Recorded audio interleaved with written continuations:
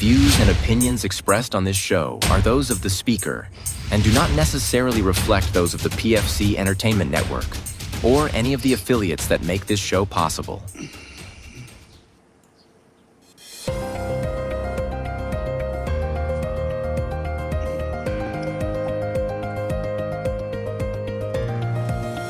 This is the Pure Fury Creations Entertainment Network.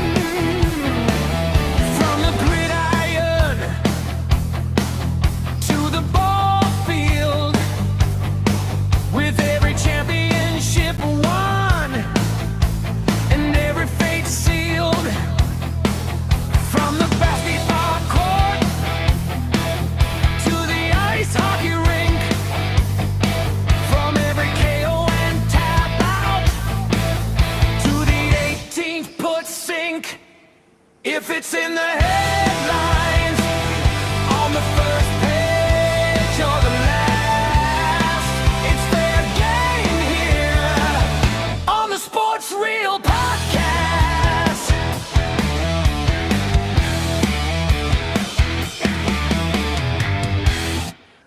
And we welcome you to a very special bonus edition of the Sports Reel Podcast, a special presentation, if you will, what we're calling Ball Game.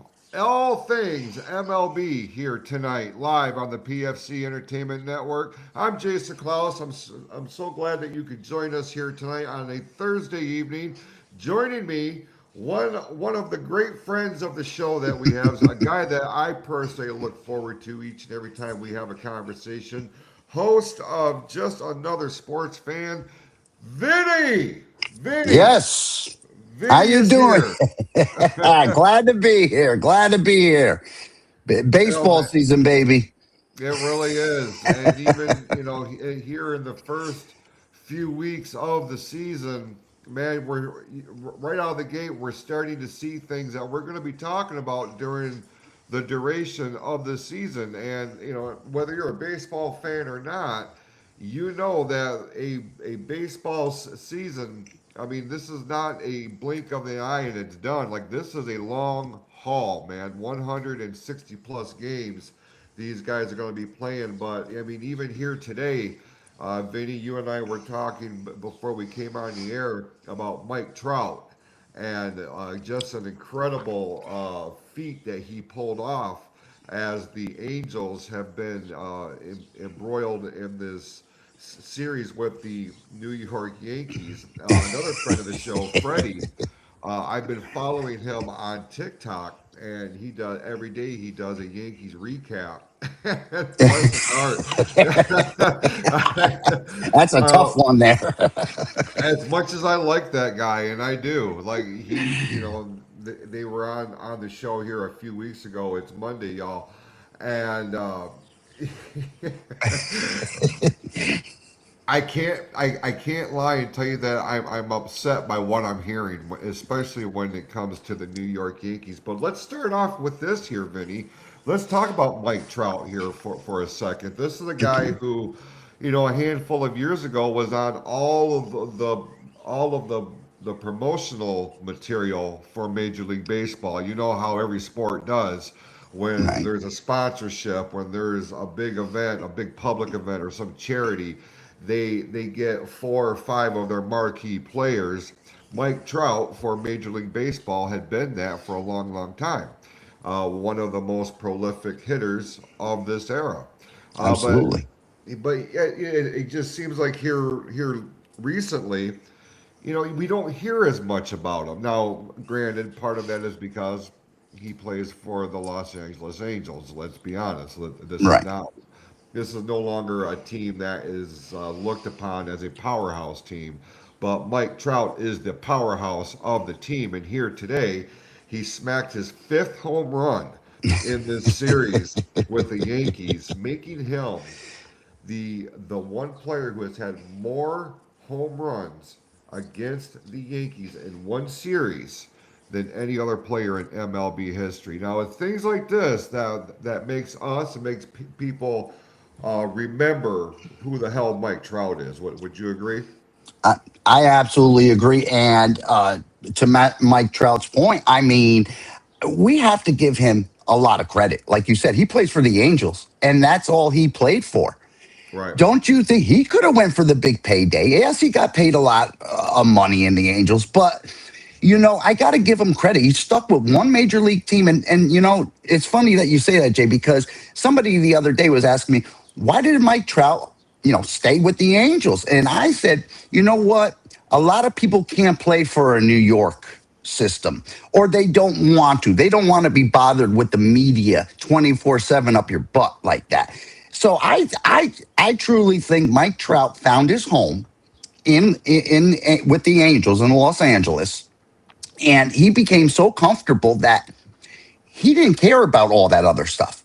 And I think that's what separates this generation, what's going for the big buck. Obviously, everybody's chasing the big buck. It's kind of sobering to hear this kind of news, like you said, of him being on a one team for his whole career and quietly, right, Jay? I mean, yes, he is going to be a Hall of Famer. He's one of the best hitters of all time, and he's doing it quietly. How many times did they get in the playoffs since he's been on the team? Maybe 3, 4. They haven't gone really far, like you said. A lot of people would say, why didn't he go to the Yankees, or why didn't he go to the Dodgers, or this and that? And you know what? I got to give him all the credit in the world for doing that, because he wasn't even tempted. As far as I can think back, Jay, I don't even think he wanted a trade at all. So that tells you the comfortability that he has in that town and then in that state of California. And I think he's treated very, very well. And as far as, like you said, with the Yankees and everything, and man, that's good news to me. He could hit 5 home runs anytime against the Yankees, because, Mike Trout, like you said, he's going to go down as one of the best hitters ever. I'm sorry, Vinny. I just looked over at the chat on my screen. Tim Sheridan, our beloved co-host on the Sportsfield podcast, which you can see live every Tuesday night right here on the PFC Entertainment Network. Jaw-jacking with friend of the show, Scott. No, you will not find a Patrick Mahomes jersey on this show. No, that you won't. No, the wrong sport there. No, wrong sport there. We're shifting it to baseball. Yeah, we'll talk about that on Tuesday. Yeah, Because it's the real reason why Tuesdays were invented, and I have a feeling, Vinny, that this, if this starts to get a little bit of legs to it, this could be the reason why Thursdays were invented. So we'll have to wait and see. I agree. I like a good recap on the week in baseball, and as what are we into 2-3 weeks of the season? I mean, like you said, we have seen a lot. And as myself as an ex-umpire, and I think you will agree, I do not like this challenge rule, Jay. No? It is no.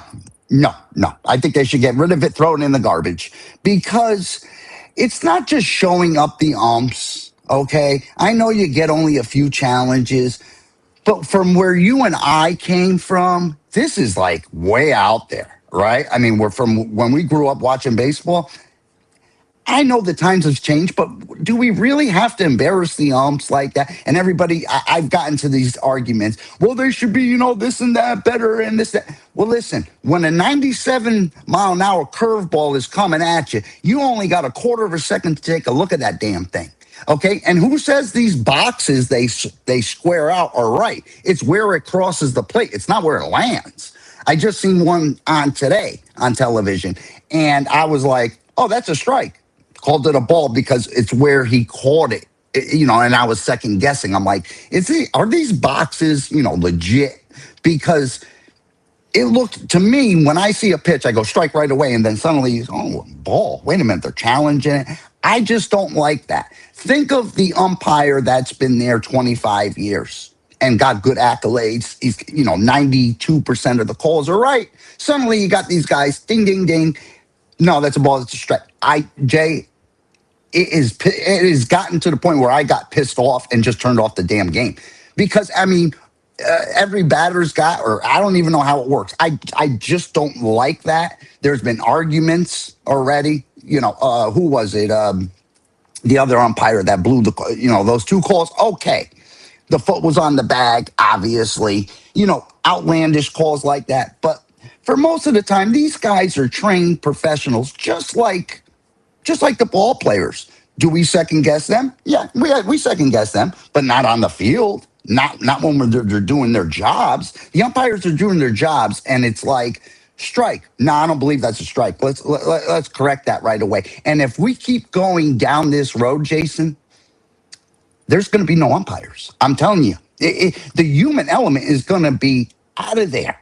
You're going to have a camera back there set up, calling balls and strikes. Who are you going to come out to argue with? Like I've said on past podcasts, without the human element, we have no history. We just don't have all these plays. You go back from the 1920s and on, and you look at some of these calls and you say, okay, if we had a perfect system, we would never be talking about this kind of stuff. And I don't like it. And enough's enough with the technology. That was my number one beef this week was the umpires with these challenges, and they're using them like they're drinking water. Bang, bang, I just don't like it. I know the young kids do. That's their generation they're growing up in. I know Major League Baseball wants to, get on top where they were. But by doing this, I don't think this is the right move. I think you're going to see a lot of umpires start to resign, if you want to be truthful, because how would you feel? Like I said, you're an umpire 20-something years, and now you're getting second guessed, and now you're getting booed and this. And no, it's going, to me, it's going the wrong way. I can appreciate your opinion on this. And I had a lot of questions about it, much like everybody else did when they started even remotely talking about this challenge system and, incorporating all this technology. And it's Vinny, it's easy for you and I to sit here and pick it apart the way that we do because it's a far contrast to the way things were when we were kids. And I think fundamentally that's what makes baseball in particular so special for those hardcore fans because that is the one thing that has remained pretty universal in terms of how it's presented and how it's played. And that is the one string that we have left that we can look back on our childhood. Right. I just turned 50 years old last week, and if I was to go out there and play a baseball game here today, it would be done in the exact same way as I did when I was 5 years old. And I feel like that's why baseball fans have this love affair for the game the way that they do. And I mean actual fans. I don't mean people that hop on the bandwagon once the Right. hometown team is starting to do good. I Right. mean, you're a New York Mets fan. I'm a Detroit, and Colorado fan. I mean, Right. being fans of these fan bases is among the most frustrating that you can be in baseball throughout the course of the franchise's history, right? I mean, Right. not just the here and now. Um, but I'm with you. Like I'm okay with the replay concept, the Okay. initial replay concept. What I'm having an issue with is the challenge at the plate. If now then two, how many games have we seen that have ended erroneously because of a blown call? I mean, for us Tiger fans, man, when you think of blown calls, the immediate first one, and everybody that's listening to this just uttered it. Armando Galarraga's near perfect game. You You got know, it. I mean, Right. if replay was a thing at that time, he would have had his perfect game. but we Right. did not. They did not, and so he didn't get it, even though the proof is in the pudding. I mean, it fucking happened. You know what I Right. mean? Right. So, but that I think that's part of what does make baseball so special is the human element. We're human. We're not going Right. to get it right all the time. You know, No. sometimes the dice rolls in our favor. Sometimes it doesn't. You know, Yeah. You can, that's a game. and you can make the same argument with Johan Santana's no hitter. That was a foul ball, right? Remember that? Yeah. You know what I'm talking about? On the Yep. left field line, that was a foul Yep. ball. All right. So, things would have changed back then, too. And I agree with everything you said. I taking the human element, and that's how it starts, Jason. You take a little piece. They do their little experiment in the minor leagues. Okay, we're going to come up now. The next thing I heard, Jason, I don't know if you heard, is check swings. They want to challenge check swings. Yeah. This is Yes. where it's starting to get stupid. Exactly. And I can't fucking stand that. I heard it the other day. They're trying it out in the minors right now. And so when that home umpire points to the first or third base umpire, that's not going to be good enough. No, I don't believe you. Let's go to the replay. You're going to have too much freaking replays. You got enough replays in football. We don't need that in baseball, right? They go back. It takes long. I get it. They're trying to make it fast as they can, but still, it's saying you do not trust the umpire. That's what you're saying off the bat. From balls and strikes now to check swings. What's next? What else are they going to pick a piece? My whole thing is I really don't think they want umpires. That's my feeling, and it's terrible. These guys make a living off this. This is not like NFL referees, Jay. These guys make $500,000 a year. They make good money. I mean, they have to be in school all year round too. Okay, it's not a fly by night thing. This is their careers. And right now, believe me, the buzz with the umpires is not good. Is not good at all. From what I'm hearing on my side, from my fellow umpires that I ump with and bigger umpires that I know, this is not going well at all with them. No, I just, when they said we're going to challenge check swings, no, you're getting me farther from the game. You know what I'm saying? You're starting to push, like you said. Baseball has always been straight and simple, like you said. It's been one of those sports that really hasn't changed. Now you start messing with it, you start tweaking it. You're asking for trouble. The only thing I liked over the rules was the ghost runner in extra innings, right? I like fine. I agree. It could take 18 innings. It's a regular season game. I agree with that. And the pitch clock. That's it. Give me those two, Jay. I'm good. The pitch clock is good because before a pitch, they used to take 15 minutes in between to scratch your balls and spit. Right? How many times Parcia Carapero over there with his, flicking his wristbands? How many times feeling the balls? Okay, now I'm ready. You good now, or are we going out on a date? He's got to feel a few times here, there. What the hell? Yeah. So at least they got the the pitch clock. You got to freaking go do that. I mean, it's ridiculous, but at least it sped up the game a little bit, and it made the interaction better because the batter's got to acknowledge within the 8 seconds, right? And the pitcher's got to be pitching that ball before, 15, 20 seconds. So that's engaging. That's a good rule. That's, focus, concentration on the batter and the pitcher side, right? These other ones, the check swings, the balls and strikes, that has nothing. To me, that has no bearing. I don't want to see that in baseball at all. I hope it comes to where they get screwed. I really do. Where they get screwed somehow and it blows up in their face and they don't have a choice to go back to the regular system. I'm sorry. That's the way. I know change is hard for me. Like you said, it's hard. But this kind of change, Jason, is kind of a little far-fetched, a little too much there. So let me ask you this real quick before we look at the scoreboard from yesterday and some of today's action. Let me ask you this.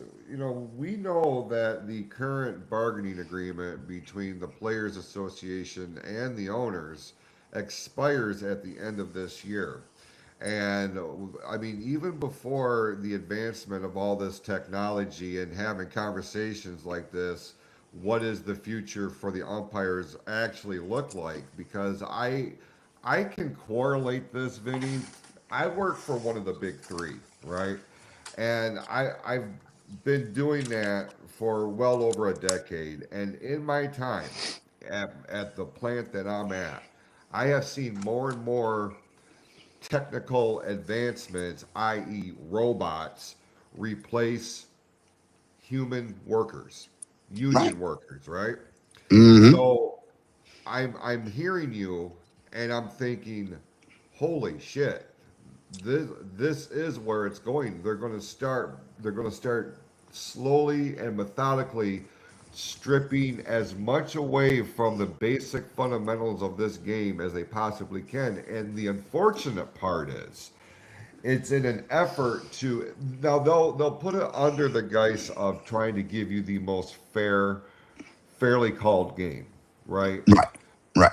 But at what's really happening is they're trying to save the bottom line financially because somebody's paying these umpires.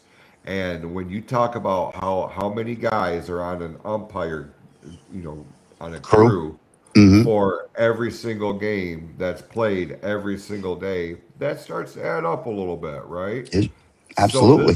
this is what we're doing. This is what they're doing. They are systematically trying to eliminate umpires altogether. But how do you do that with with the first base umpire, the third base umpire, especially when we start talking about the World Series, because then they expand that. So I mean, I just cannot fundamentally see how they can wholeheartedly just strip the entire umpire element out of the game. The Right. home plate, yeah, they're well on their way there. Yeah, these guys, I'm telling you, Jay, they're pissed. They're being shown up. And all right, you got to score 14-0, Jay, right? I was an umpire. What do? You open the zone. So now you can't open the zone because they're going to, some idiot on the other team is going to challenge when you're down 14-0 in the seventh inning. You know what I mean? That was part of the game. Everybody knew, okay, 10-0. Guys, as an umpire, as myself, 16, 18-year-olds, hey guys, start swinging the bats. Let's get going here. Anything close is going to be called on you. Okay, understood, ump. Here we go. Let's go. It's a 10-0 game in the seventh inning. We're not going to play around with that. And, if it's a quarter inch, half inch off the plate, bye, you're gone. Too close. You've always heard that. Too close to take. And I'm sorry, that's it. If you were to keep that zone all the time at a 22-0 game, what's that prove? What's that prove besides showing up the umps? And to your point, yes, they're trying to get rid of the umps by embarrassing them. CB Buckner just being embarrassed as hell. And that game actually, Jay, that was a blowout when they wanted the challenge when he went to the head, and CB was, he was trying to expand the zone. They're up by 7 runs. You challenge and these guys are not going to listen. Their umpires are tough. They have their own union, right? The umpires union. They got all these benefits and everything. And I agree with you with this potentially lockdown. They're going to be restructuring their contract, or they're out of there because they're not going to be showing up like that. And especially, like you said, when it comes World Series time, boy, oh boy, can you imagine, like you said, strike 3 called, everybody's going crazy, and they tap, say to win Right. the World Series, and then you got to go through the ball. No, you guys didn't win the World Series yet. That was a ball. That's terrible, Jason. That's how they would learn. That's how they would learn. Game 7, 2 outs, right? He calls strike 3. They start celebrating. Hold on. They're on the field. We got to wait for this, this replay. And It was a ball. Now you got to get all your momentum back. You see where I'm going with that? It's not good. They're heading for disaster. That's what they're doing. They're flirting with disaster. And you've seen some parts of the element right now in these past 2 weeks or 3 weeks we've seen in baseball. And it's only going to get more intense as the season goes on. Okay, you know you can lose a season in April. Right. Everybody, it's the beginning of the season. Hold back. I get it. It's a marathon, but you can lose a season in April. Exactly. I Mets, gotta Yankees, call it the way it is. You know what I mean? But I still yeah, yeah. Every time I see that jersey, I think of Todd Helton. He was a hell of a ball player. Helton. Yes, sir. Yes, sir. Yes, he was. And you know who else I just did a video on was Jeff McNeil. My God, Jason, is he a utility? Now remember, he was a second baseman. That Right. guy can play any position, but play it premium. I mean, the outfield, this, that. And when the Mets let him go, I'm like, what the hell are you doing? He could play anywhere. The only position I didn't see him play was catcher. He played every other position. And to get rid of those players, like, especially important players. I was watching Jeff McNeil, with the A's. I mean, they're lucky to have him. Are the A's a contender? No, they're not even in their own stadium right now. They're in a dust cloud or whatever they're playing in. But it's just ridiculous. Getting rid of, like what you were saying, the New York Mets.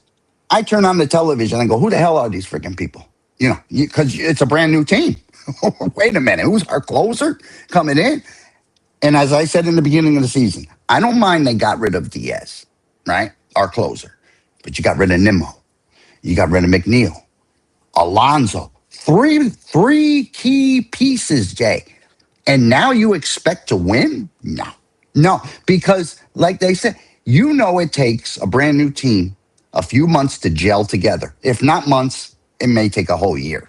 And you're putting this product on the field in New York City, one of the highest payrolls, attention you could get, and you're putting that on the field, and you have the richest owner in the New York Mets. Okay, he's the richest owner in baseball. He got a little too crazy the first year. He bought everybody, this and that. So I think he's going through, no, he's not hurting, but he's going through, okay, I lost some money here, there. Who can I let go? But Alonso, you let all these key pieces go, and now you got Brett Beatty at first base trying out. Well, I mean, he's all over the place now. There's no consistent positions now. Right. You know what I mean? It's. I don't like what they do. They unload, and that would be to my next point with the Pittsburgh Pirates. You know this. Pittsburgh always gets great players, and what does Pittsburgh do? Trade them. Don't they get right? I said to my wife today, if Pittsburgh would have kept the players they got the last 4 to 5 years, they would have won the championship. They would have. They think of the prospects they brought up and they let go. I mean, Jay, they're a good team right now, and I'm just hoping that owner doesn't let any of these guys go, because Pittsburgh was a relevant team back in the 70s, 80s. They were always a good, baseball team with Big Pops and everybody. I mean, that's a proud baseball team, and they've been suffering in Pittsburgh. And I'm not for Pittsburgh, but I like to see the young guys. Who was the rookie that came up? They just signed him. My gosh, I get brain farts here. I know. Well, I mean, when you talk about so many players on 30 goddamn teams, it's like, Yeah. I want to talk about him, but then something else happens. It's like, who the fuck was I going to talk about? I know. There's so many players. It's, because at this point, they're not that standout superstar that's Right. breaking beyond the home market. You know what I mean? Right. But, you talk about Pittsburgh and Cruz, came, Oh. we're actually going to take a look at some video footage. This is a courtesy sent to us by our good friend over at Just Another Sports Fan. Vinny sent this, so give me 1 second. Let me get this pulled up. Yeah, you know how it goes. Okay, here we go. All right.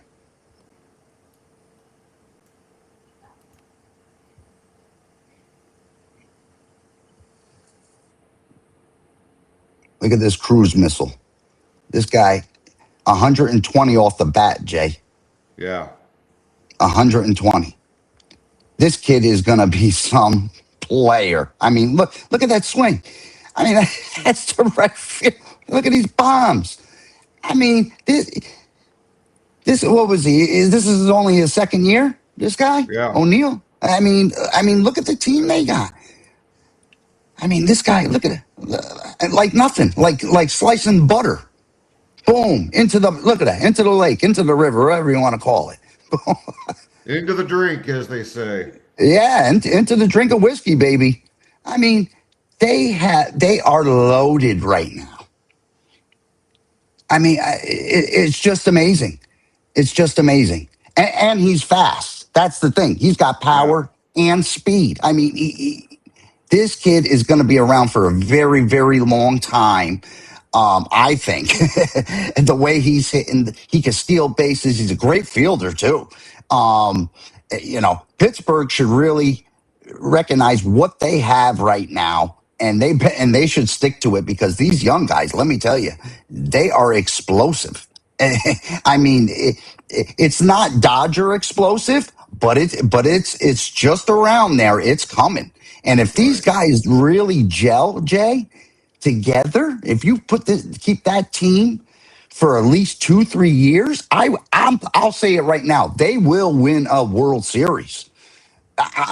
They got pitching, they got the hitting. Their pieces are all together, and I'm still trying to think of the rookie. Hold on. The one they signed. God, like you said, do you know he played the day before? Then the next day they gave him $180 million. Yeah, Yeah, which is good. He's 19 years old. I mean, how good must he feel? He just came out of high school. right. And then you start for the Pittsburgh Pirates. Then the next day they sign you to $180 million. I mean, that's damn good. I mean, I got to get his name here. I got to get his name. Well, while you're doing that, let me tell you right now where we're at standings wise. And I know people don't put a whole lot of stock into the standings right now when we're 2.5, 3 weeks into the MLB season. But, I like to keep track of this because, Absolutely, this is how I can see where progress is made and who came out strong, but who's faltering. I don't know. I like to keep track of this shit. But absolutely. right now, Vinny, the National League Central is the strongest of the divisions in all of baseball. Yes. And at the top of that, sharing the top spot, is the Pittsburgh Pirates and the Cincinnati Reds. Hmm. They are followed by the Cardinals and Brewers, who are just a half a game back, and then the Cubs are a game and a half back. Um, the NL's Central, like you're talking, like this is a division that not a lot of people pay close attention to until it starts to get to postseason time, and they want to see who the powerhouses are going to be matching up against and things of this nature. But why did that do that? Um, be, be that as it may, I'll tell you what, man. At first episode, it's okay. It's all right. We're So dumb. Um, but I mean, you look at the Pirates, you look at the Reds. Now the Cardinals are always going to be in the mix, obviously. The Milwaukee Brewers, the last few years, have been that holy shit team. They're the team that quietly is getting the job done, and then they make a run for the postseason, and they start to, really add a jolt of electricity into baseball because this is one of those teams that it's like, oh, it's like a Cinderella team. Nobody expected them to be good.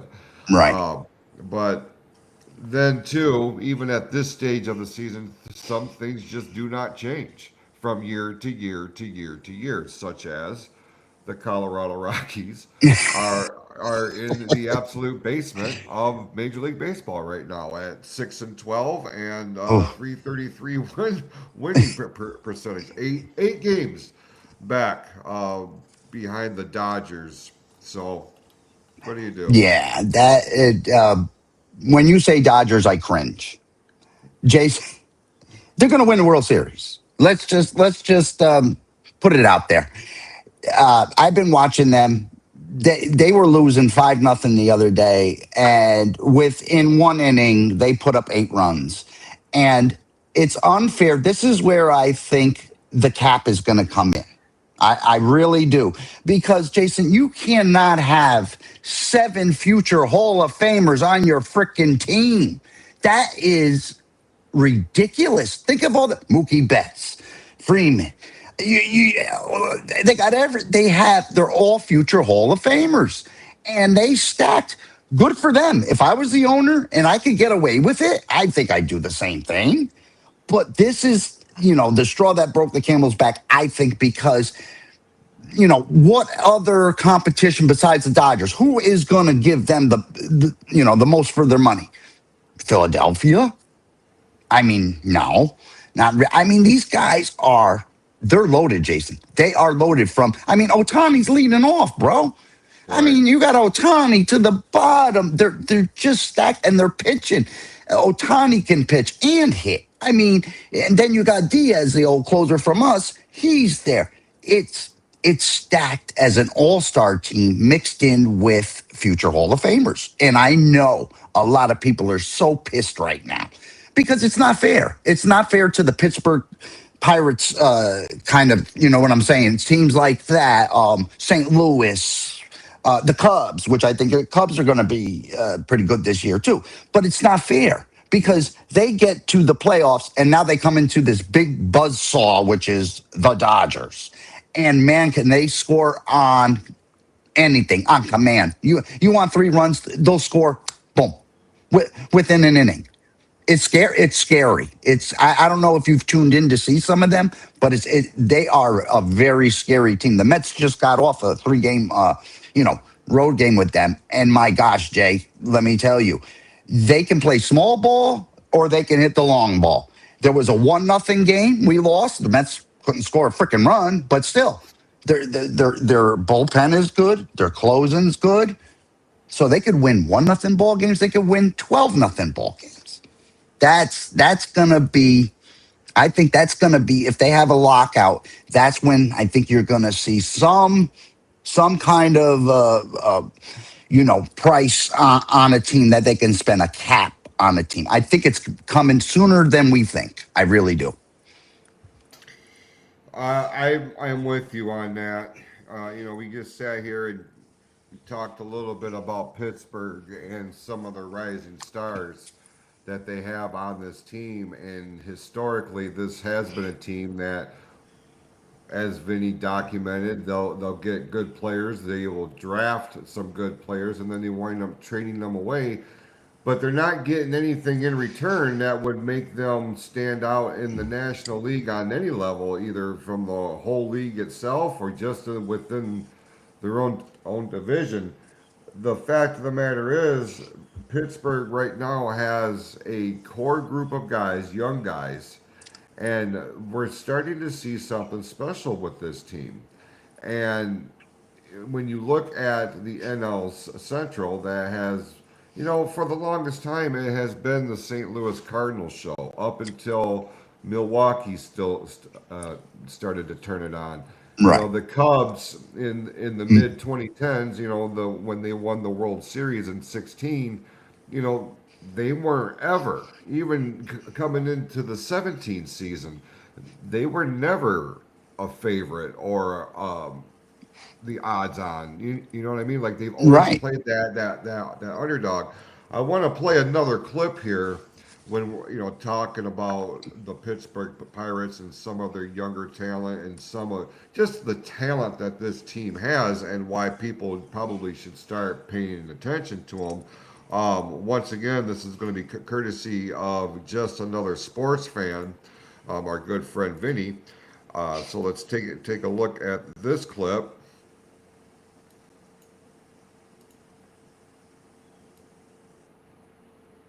You know, Oh my God. I mean, that's Reynolds. Yeah. The, these boys can hit. Look at the young faces. I mean, they're kids. They're kids. They're young men. I mean, they could run. They could throw. They can hit. This team, I'm telling you, is legit. More than legit. I mean, my gosh. And and they have one of those, those lineups where 1 through 9 is no cakewalk. I tell you that right now. You're seeing it right now. Gonzalez. I mean, to me, they have all these pieces. I mean, look, they're not just hitting home runs; they're hitting singles, doubles. They play They're some playing small small ball. ball. Exactly. Exactly. I mean, look, off the wall. You see over the wall, come here, boom. I mean, and it's good for the game, Jason. Like I said, Pittsburgh was always legitimate, and baseball needs a team like a Pittsburgh Pirates to make a run, to go deep. That only enriches the game, I think. It gives it a more look like, holy cow, like you said, we're sleeping on them. And where did Pittsburgh come from? But for you and Right. I, we're keeping our eye on them and saying, holy cow, these guys ain't messing around. They're a young team, and they could be around for a very long time, too. I mean, the confidence is just is unbelievable. And I got to get that guy's name. I have it here. Let me see. His name is, hold on, Pirates. I know, right? Griffin, Connor Oh yeah. Griffin. Okay. I put one out there of him on the minor leagues, and let me tell you. Now I don't have to tell you. Jason. It takes God-given talent at the age of. Think about it, 19. So this dude was kicking ass, right? From the age 6 years old, he was probably, yeah, the best player in every competition that he led in. Think about that in high school, right? Which he's only a year out of. Right. You know what I mean? I mean, the minor leagues. He was in the minor leagues for what, a few months. I A mean, cup of coffee.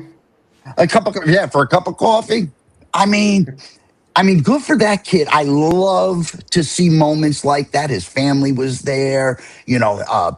First time starting shortstop, and he's got a gun too. He's got a good arm. They show you can go left and right. You can go on the run. He's got a great bat, and the kid's future is bright. Build around him, right, Jay? Now you build that team around your shortstop, like they did with Jeter. Yeah, I know, with Jeter and the Yankees. But you usually, yeah, Jeter, yeah, and Giambi and all them. Yeah, you know what they can do. But anyway, I cannot stand the Yankees. Anyone knows me? Nah. Mm-mm.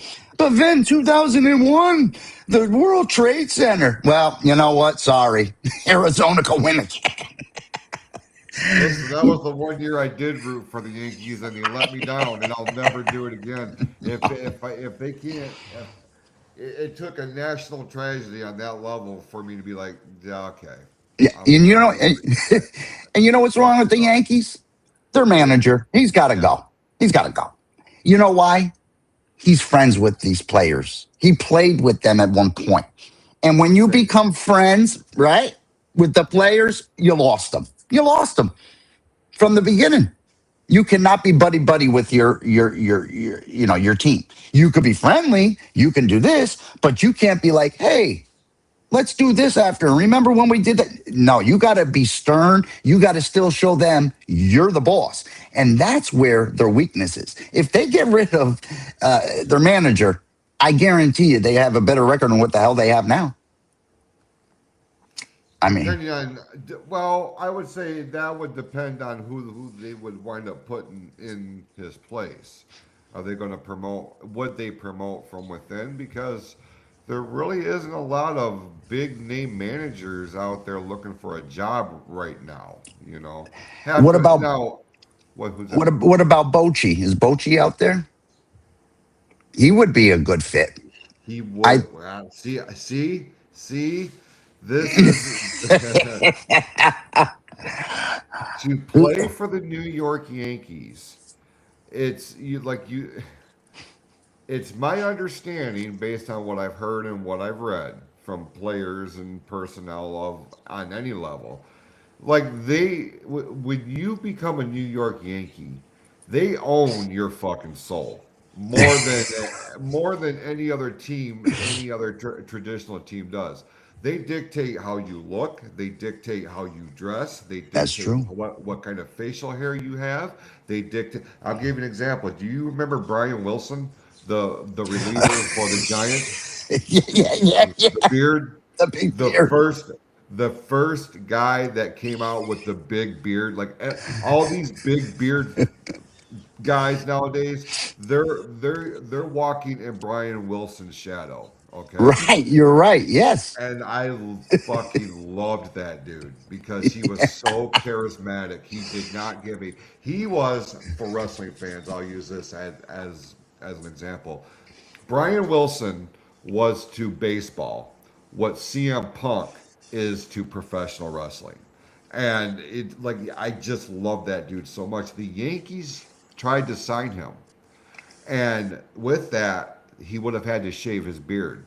Right. And Brian Wilson straight up told the Giants, I will retire right fucking now.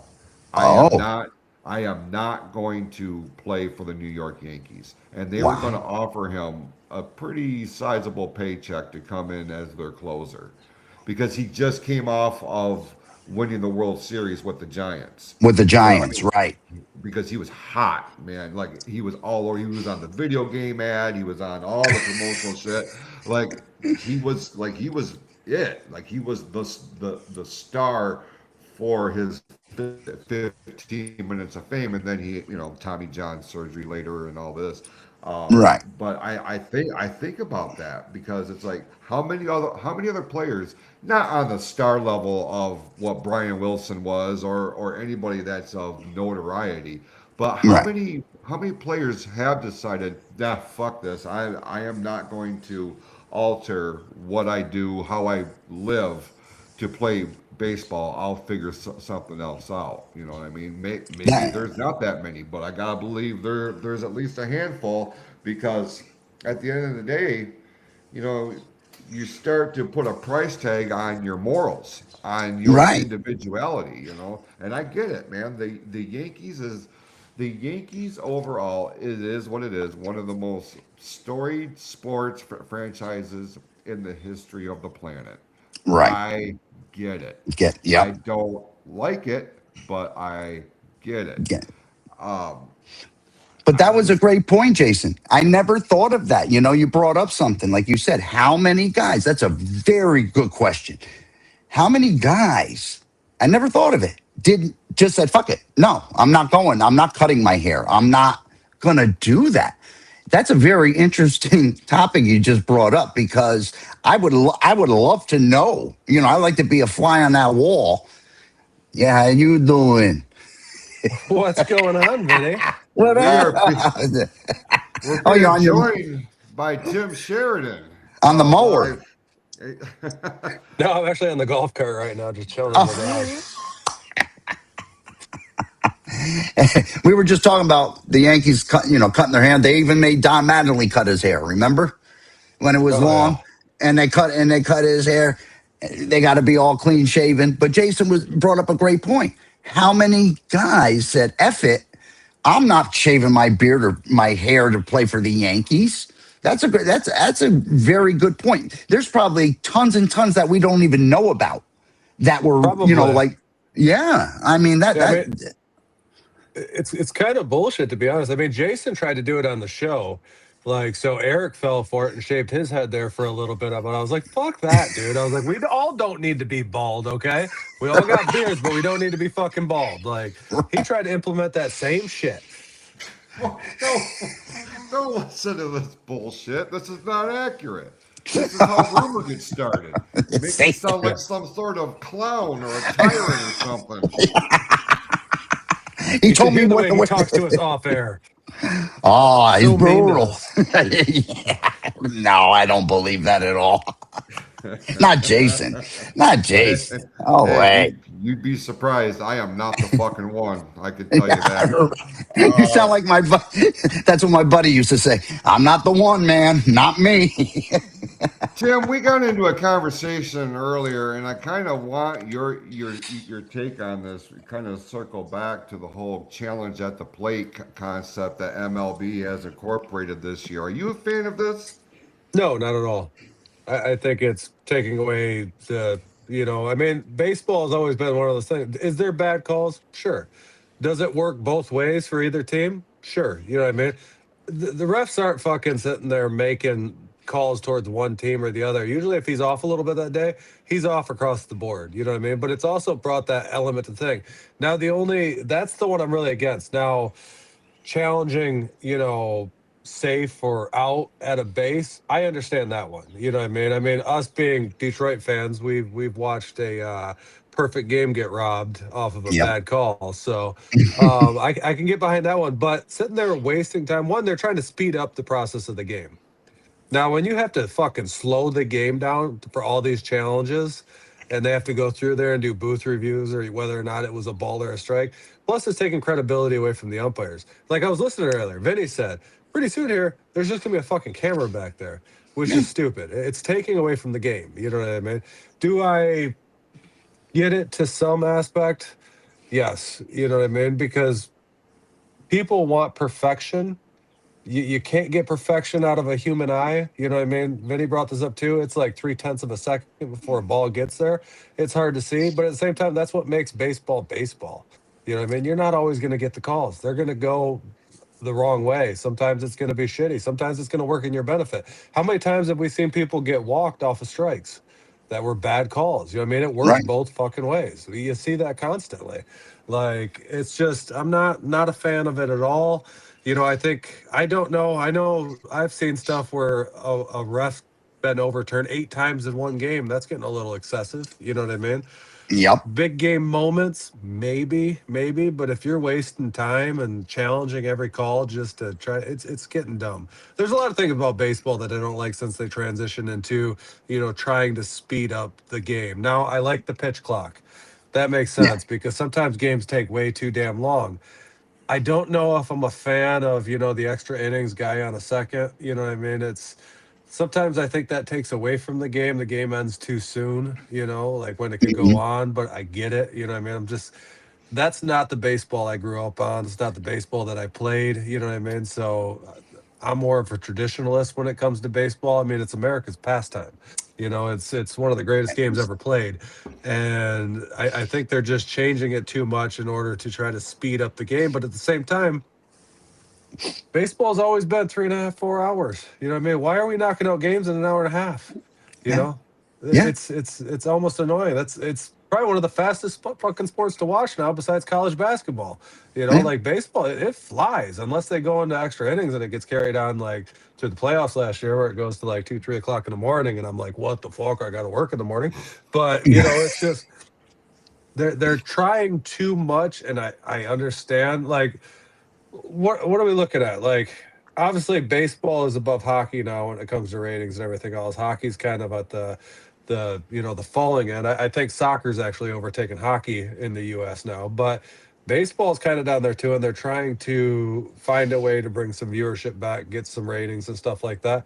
And I think the easiest way to do it is just bring steroids back into the game, because holy shit, Barry Bonds, Mark McGwire, fuck. Let's just let these guys get all juiced to the max and hit home runs left and right. Let your head get bigger and your feet get bigger at the. Yeah. Yeah. Who cares if they don't live past 50? Fuck it. Just juice it up. Let's go. I want to see fucking, 70, 80 dingers in a year, like, fuck. That was exciting. Yeah. Yeah. I mean, and granted, let's be honest with each other. They were all fucking doing it back then. It wasn't just those two. You know what I mean? Yeah. It's just, Kim, did you ever read Jose Canseco's book? I did not. I believe my wife has, though. Excellent. It tells you everything, how it started, how he was distributing, how it started with him and then McGuire, and how it just spread. It is such an excellent book. Vindicated, it's called, Tim. vindicated. And Jason too, if I would read that, because there's a lot of information that I did not know of, how it started, this it's you get wrapped up into that book and you're like, holy cow, this shit happened like this fast. And all the 90s, like you said, Tim, they were all doing it. It was going from locker room to locker room, from doctor to doctor, administering it, even going to Mexico to get them to get the steroids too. Yeah. Crazy amount. But I would think it's probably still happening. It's just happening in different ways now. You know what I mean? Especially with the advancements and all the peptides and stuff. I'm sure these guys are on all the peptides and shit because you can't test for it because your body naturally makes it anyways. You know, right? And all these natural things are coming out. Are they all really natural? They, some of them have, a little bit of steroid in it. This kind of, I forgot the name back then. Used to go off of, but yeah, you don't know what you're taking. You know what I mean? Yeah. And then sometimes it traces. They're clean, but it traces for a chemical that's illegal. And you know what I think of? The Oakland A's of steroids. Remember Walt Weiss? His legs got big. Canseco, and then you have McGuire. This, that. So every time somebody says steroid era, I always think that Oakland A's in 93, 94, it was. That's when I think you started to see, you were like, holy cow, these guys are baseball players. They look like football players, right? I mean, professional wrestlers, bro. Yeah. No, you're right. I mean, look at Canseco. Look how big he was. My God. McGuire, too. No small man. I mean, that was a big guy. And so he wasn't a small man to begin with, and he got fucking ripped and big. Right. I mean, and then Barry Bonds. He would have been in the Hall of Fame if he didn't do steroids. I'm serious. He would have been. He was always a great player. Always. Oh, we got Cody. Hey, Cody. There he is. What's up, guys? What's going on? Turned into be an all-star. I was just watching. I'm like, you know what? I'm going to jump in real quick and throw my opinion on here.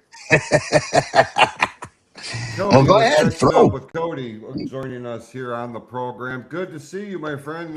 It seems like it was just a couple days ago. You were on here with us. So. Yeah, when I jumped on, I'm like, there might be a little bit too much, but no, I agree with you guys. And the taking away from the umpires and everything. Nothing's going to be perfect, and I don't know. It just, to me, it makes for like news. I mean, this is what the sports people want to see. They want to see controversy. They want to see, bad calls and everything like that. I mean, and I think, Vinny, we talked about it at one point. If they get everything correct, then there's no ESPN, there's no Sports Center, there's no podcast, because there's nothing to talk about besides everything was perfect. Right. Every call was right. Every strike was right. Every ball was right. There's no controversy. Out safe was right. So what do we talk about? We say, oh, okay, Cody, the Mets beat the Tigers today 3-2. That's it. That's all to it. What else are you gonna talk about? Okay, somebody hit a home run, 2-run homer. That's it. You're not gonna say, did you see the play at second base? Oh my God, that was so close, but he was out and they called him safe. That all goes bye-bye. And a lot of people think they're not going to miss it, but they are going to miss it once it goes. And I hope it doesn't go, but that's what it looks like to me. Well, if you think about it, it's the only sport that is getting this picky. You think about football, you can't challenge a ref's call. Basketball, that's true. None of these are true. And we see this in football all the time where there's bad fucking calls and you can't challenge it. Jason has a thought, though, and I don't want to steal his thunder because this is Jason time. Jason, I apologize. I wanted to jump on to bring up one point. I don't know if you guys talked about it yet or not because I've been on and off, but I'll bring it up in a minute once you make your point. No, my point is very inconsequential. I just wanted to know, of all the examples that Vinny could have used, why did it have to be the Mets beat the Tigers? Why couldn't it? That's all I was wondering. I should have said the Tigers beat the Yankees. I would have been fine with that, but no, you had to go. You had to put your team over my team, and fuck you for that. It's just automatic. Come on, Vinny, read the room. Read the room. Fuck, I mean, don't let the Rockies jersey fool you. Throw you off. The backdrop tells you the real story, dickhead. No, Continue, Tim. Go ahead. So I want to bring up, because I saw this big contract extension the Tigers just did. I don't know if you guys covered it or not, because like I said, I've been kind of off and on eating dinner and shit like that, and talking with Chase. But they just signed. Was it Kevin McGonigal? McConaughey? How do you say his Yes. name? Yes. Mechanical. Yes. 8-year, Yes. 120 million extension. Now, my question is, was it a good idea for 8 years? You know what I mean? It's had a hot rookie start. Is it a good idea to jump right into that for 8 years? And on top of that, how do you think this makes old Scoobs feel? I didn't even think of it like that. Yep. Yeah. See, I did. When I saw that, Scooble was the first one I thought of. Before I give my 2 cents, Cody, do you want to throw your opinion in on this first? Yeah, I mean, I was kind of watching what you guys were talking about earlier with that young kid from the Pirates. It's the same thing with Kevin McGonigal. Like, okay, it's only 3 weeks into the season, so I hope I hope he's this good for 8 years. Don't get me wrong, but are we throwing money at these guys too quick in hopes that they'll pan out? So, and like you said, Jason, I mean, that's definitely in the back of Scooble's mind of like, okay, well, we had to fight, back and forth to get some money here, and now you're just tossing the checkbook at this young kid. So that might hurt the chemistry a little bit going down the line. These 8-year deals never work out. They never go for 8 years. So if they're going an 8-year deal, they're playing 4 or 5. That's the option they give them. That's why they make these deals. 8 years, right? They get the best out of them. 5 years, and then they can opt out, go to another team. I've seen it too many times. That's why, and I don't like these big year contracts. 10 years. Who actually panned out to do the whole 10 years? I can't think of anyone that did the 10 years. Cabrera. Oh, he did? Miguel Cabrera. Even though the last 3 years probably wasn't really worth it, he still played all 10 years.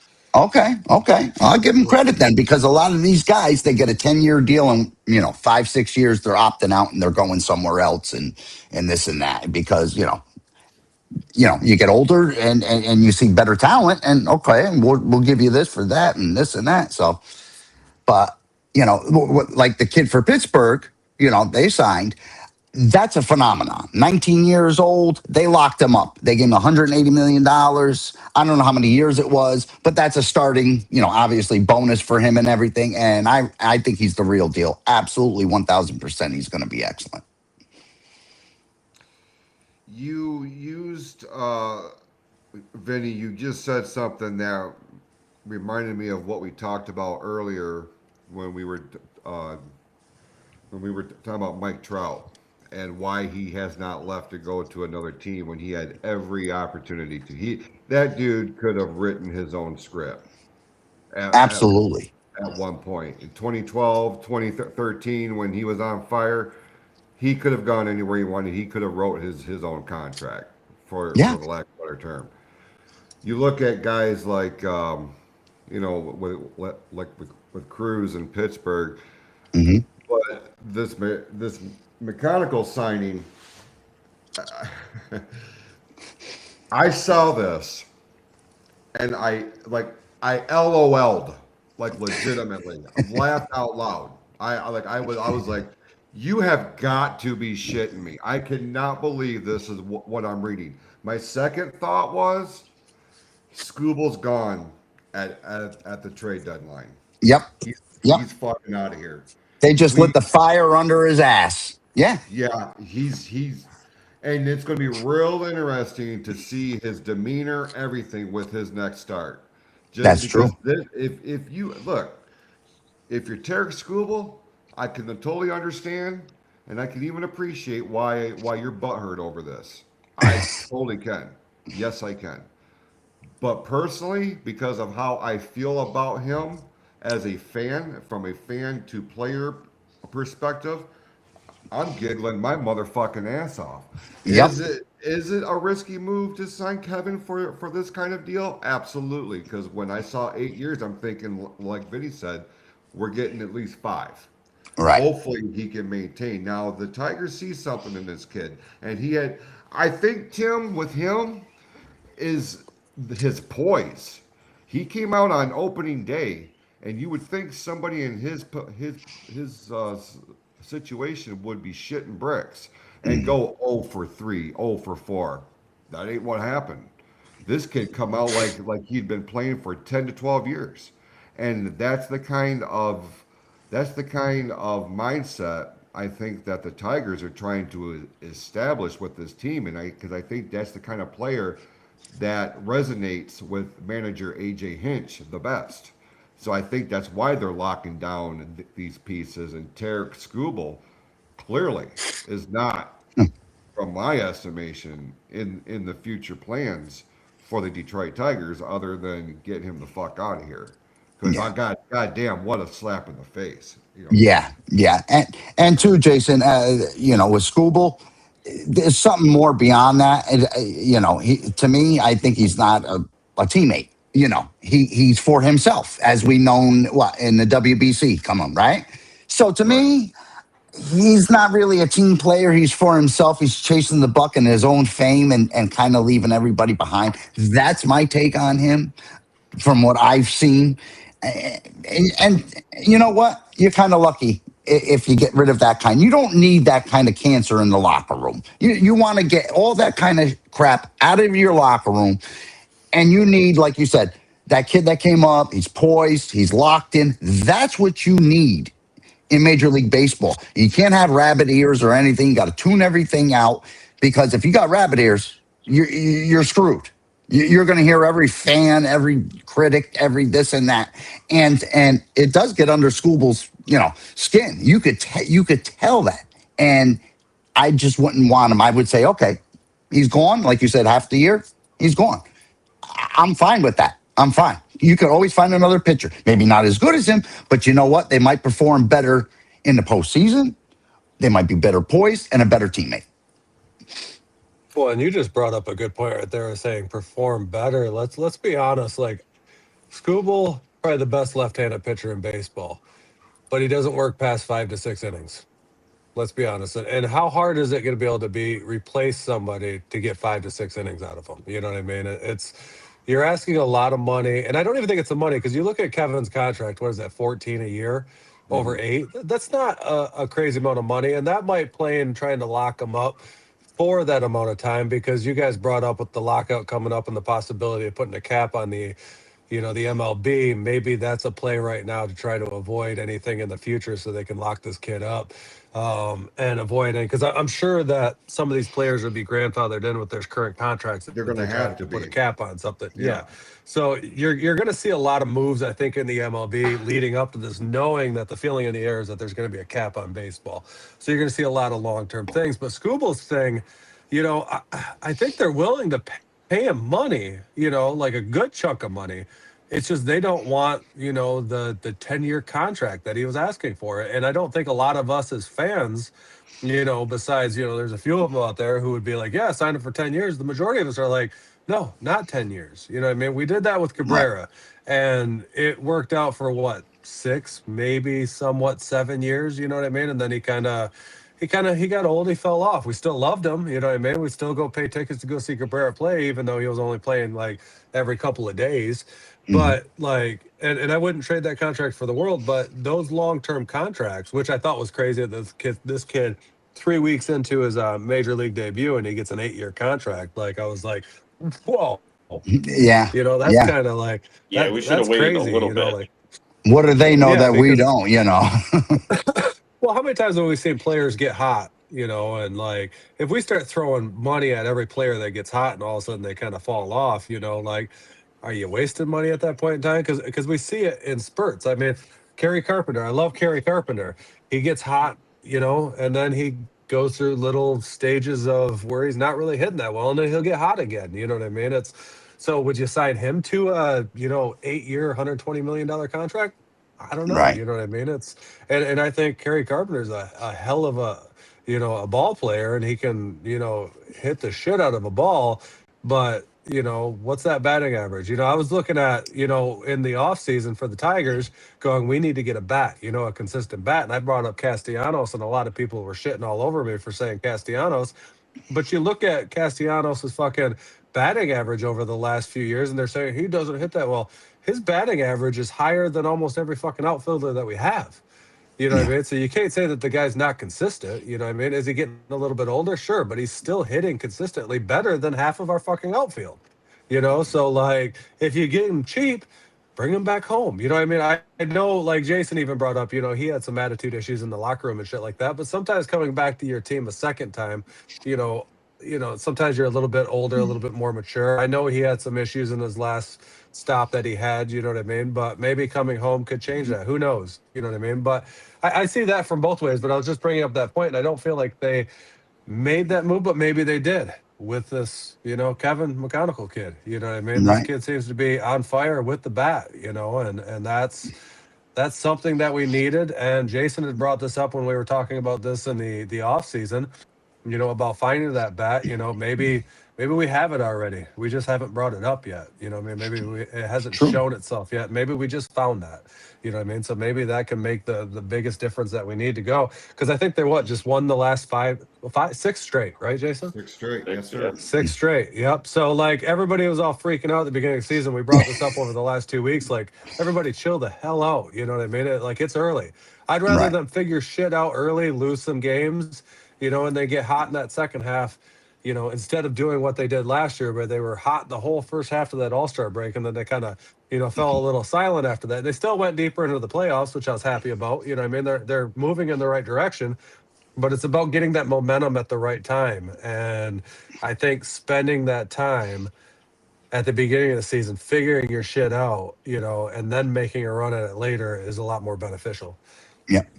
But as I said to Jason, you got to be careful because you could also lose a season in April and May too.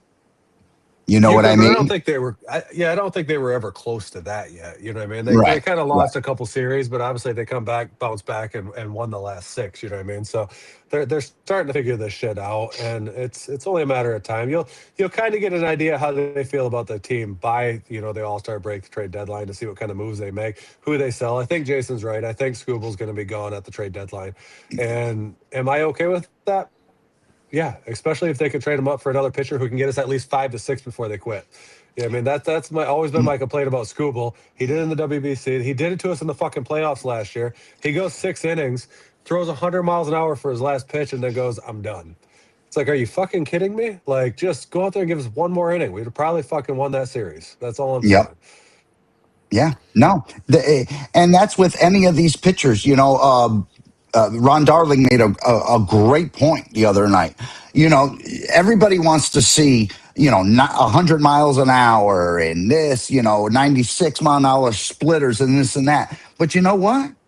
All of them are hurting their arms. That's why they can't go past 5, 6 innings. They're getting Tommy John surgeries. They're doing that. They're breaking down faster because, yes, they're pitchers, but they're not. They're more throwers than pitchers like a Maddox, right? Yeah. Maddox didn't throw 95. He threw 83 to 90. He mixed it up. Now, that's a pitcher.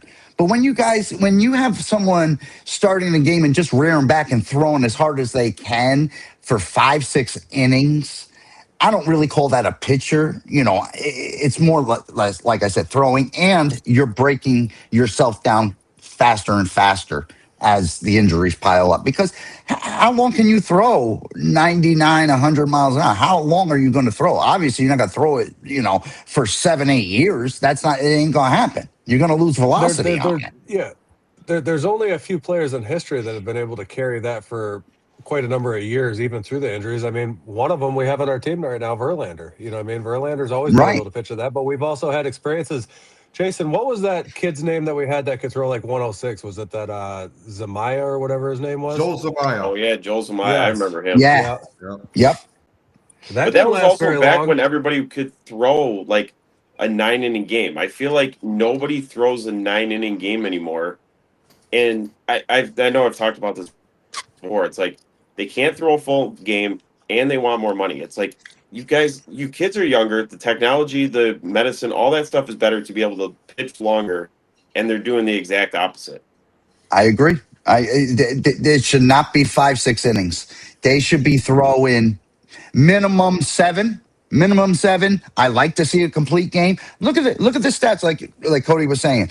Look at the drop off. Just go from 1970 to now, and see the complete games. You'll be baffled how many guys have just dropped off and only pitched 5-6 innings compared to back in the 60s 70s, where you had a guy throwing 150 pitches a game.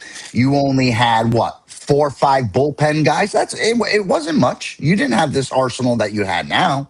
You didn't, because you relied on your starting pitcher to go as long as he can, which would be mostly 7 to 8 innings back then, if not a complete game.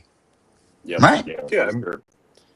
So Yeah, I mean, you look at, Jason, some of our best Tigers teams, you bring up the 06, the 2012. I mean, back then, Verlander, Scherzer, Fister, Porcello, they were all going late innings, 8, 9 innings. You know what I mean? Consistently.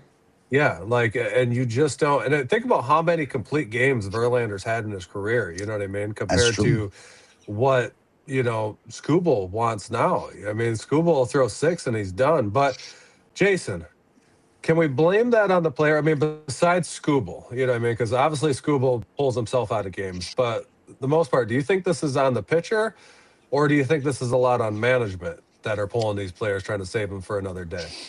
I think a lot of it is management, which is coming from upper management. We're sitting here, we talk about these players having these extraordinary contracts with just a stupid amount of money attached to them. And that's been our whole contention with Tarek Skubal, who's, what happens if we pay him what he wants and he goes out next season and blows his fucking arm out and he's done.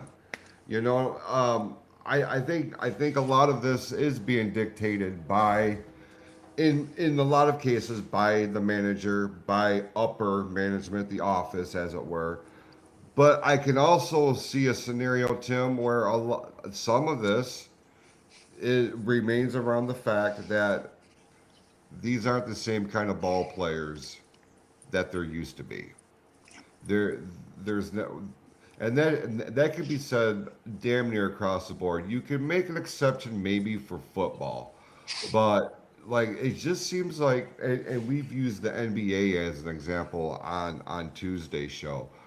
The players that are playing in today's NBA would not survive 1980s NBA. You feel me? 100%. That's what I kind of feel like we're dealing with here now. I'm not taking anything away from their athleticism or anything like that. I just don't think that this newer generation of talent is mentally as well as physically as strong as a generation or two before. And that's just my opinion.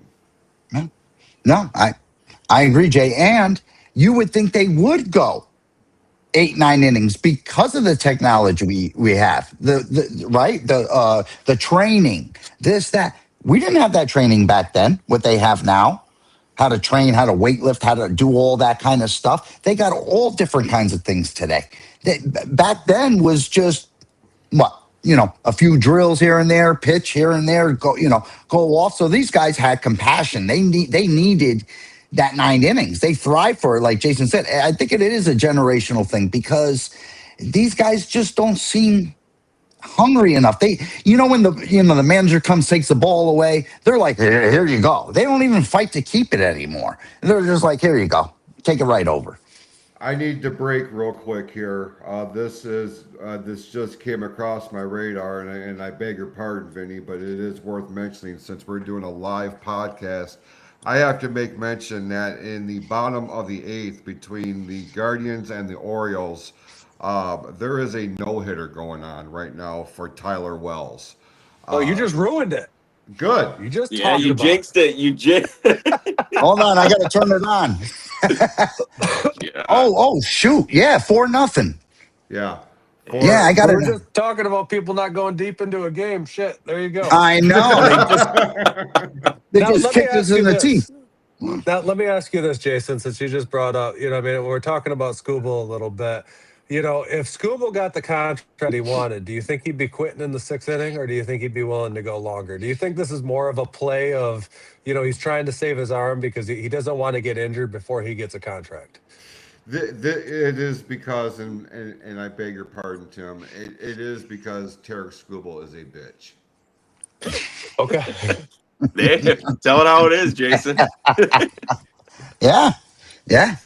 Because I can almost promise you guys that if he was to get his ideal contract that he wants, we would be seeing a little bit more on a significant level of Tarek Skubal than what we're seeing. He is saving his arm for another team, and I mean it's painfully obvious.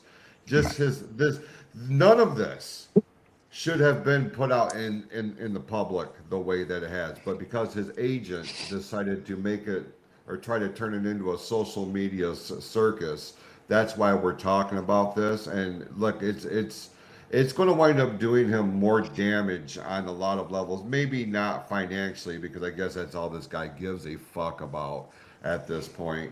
I got nothing for Tarek Skubal, if I can be honest with you. Like I respect what he's done, and I recognize what he is, but I think he's a bitch, and I have nothing for this guy. So as far as I'm concerned, the faster he leaves the Tigers and goes to the Yankees or goes to the Dodgers or goes to the Red Sox or wherever the fuck it is he winds up, the sooner we can get back to what is happening in our clubhouse and for us to form and assemble a championship team on some level. So until we get that son of a bitch out of here, I mean, he's going to be the elephant in the room, and fuck him for being that. Yeah, you're right. I mean, you're right, Jay. There. Yeah, he just said that. So now I'd like to welcome our special guest, Tarek. No, I'm just joking. Come on, Terry. Welcome to the show, Terry. Yeah, right. Jason thinks you're a bitch, which I can somewhat agree with. You know what I mean? Like, obviously, you're saving your fucking arm for money, which is bullshit, especially through the playoffs last year. We're on a fucking run that could take us to the World Series, and your ass pulls yourself out of a game. You did the same shit in the fucking WBC. Like, fuck off. You know what I mean? Yeah. That proved it right there. Like, I've been bitching about this shit, and he did it in the WBC. He proved exactly what he was. So I am okay with them getting rid of his ass, and we can get somebody in there that can fucking throw 5 to 6 innings and just fucking take it from there. Who knows? Maybe we got somebody in AAA that can fucking take that spot. We saw fucking, Kevin McGonigal come up, and they just gave him a hell of a contract. And you know what? That guy will play every day. He's got fucking heart, and that's what we need. I'd rather have somebody with heart and that's willing to play. You look at the Dodgers. I'll shit on the Dodgers all day long, but you look at fucking Ohtani and was it Yamamoto? Mm-hmm. Yeah, like they fucking both pitched 3 times in the World Series each. They were going back to back to back to back. You know what I mean? Like that is the type of players that we want. You know what I mean? Right. Somebody who's willing to put everything on the fucking line to go out there and try to win a game.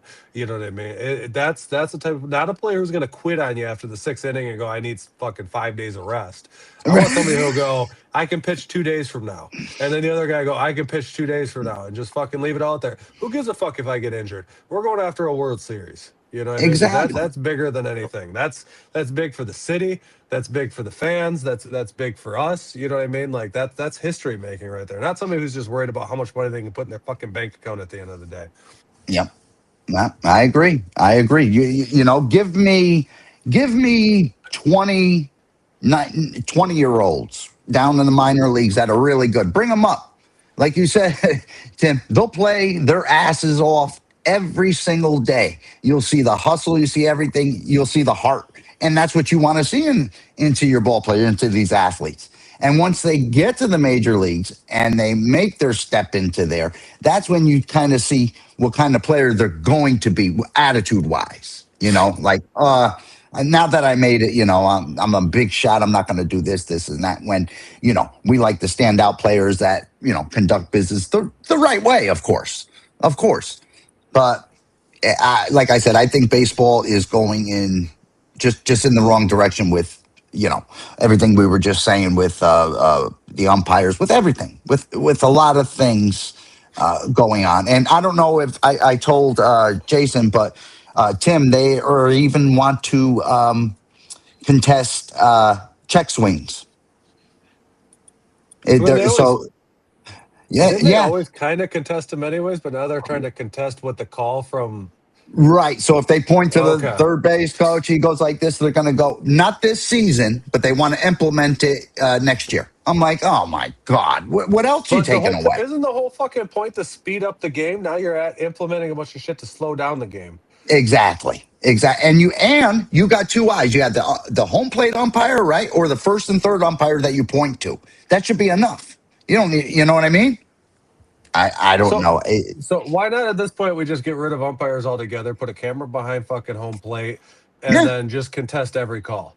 You know Yeah. what I mean? We'll get a reading from down up top, you know what I mean? Or we can just have the shit all run off by AI. Was he safe or not? Have live video Yeah. footage, AI will tell you. You know what I mean? Let's just get rid of umpires altogether. Fuck it. It's You know what I mean? Like that's the direction that they're going. I mean, obviously you can see that. You see those robots in the grocery stores that go around the aisles? There you go. Put them in second Fuck yeah, base. I Let them do. go, and they go fucking around and around and they're pain in the asses. Yeah, there you go. Have that one out They're there. so See? much fun. They're so much fun. I like following them around. Oh, man. Well, this Robot has been, stalker.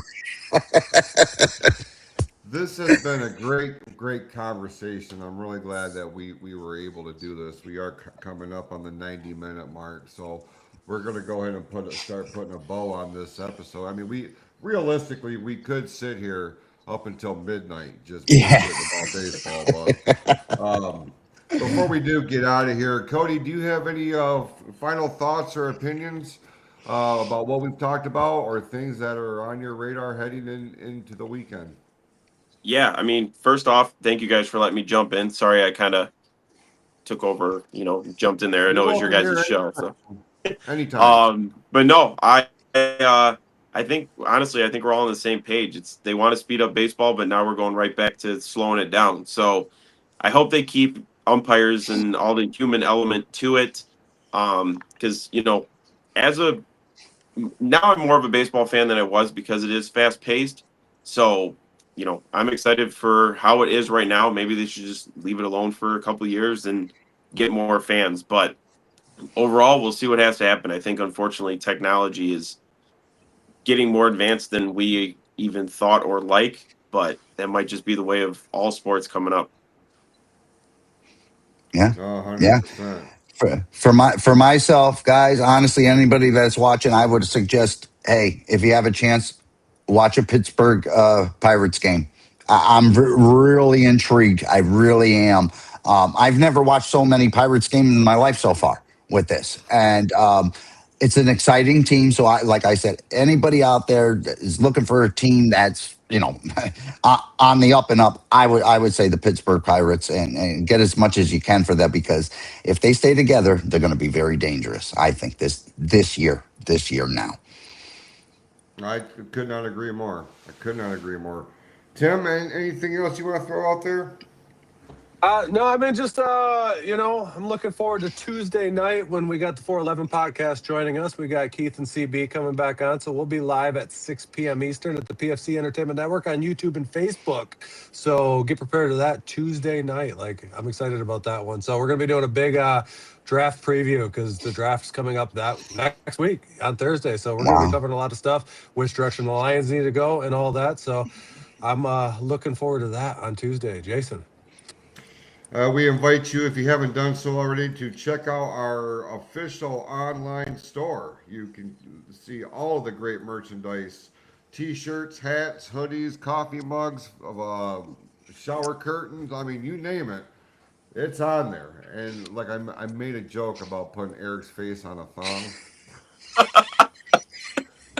You got to do it now. You got to do it now. It's not a joke anymore. Anyway, PFC Sportsfield.me. See, he likes to fuck with me and thinks that I don't either hear it or I forget it. I don't forget. That's going to be the number one seller. Yep. I'm going to get you one way or the other. I'm going to get you. We certainly appreciate everybody who tuned in with us live. Very special bonus edition. Stay tuned to all of our socials for more bonus content of all of the great things that we're doing here on the PFC Entertainment Network and the Sports Reel podcast. With that, go out this week, be awesome to yourselves and to each other. We'll see you Tuesday night, 6 p.m. right here on the PFC Entertainment Network. This has been a very special bonus edition of the Sports Reel podcast, Ball Game, here on the PFC Entertainment Network. Let's go Tigers!